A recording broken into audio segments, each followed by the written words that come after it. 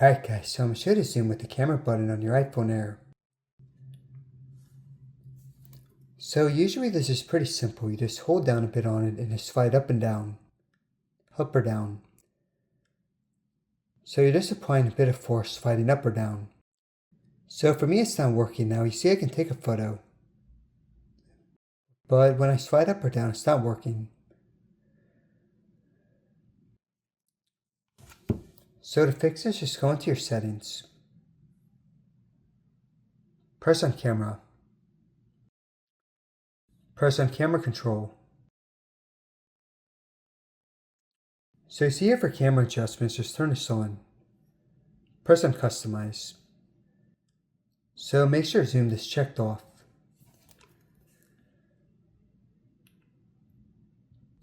So once again, you're just going to hold down a bit on it and slide up or down at the same time. Just like that. And you guys saw there is to it. So hope this helped out.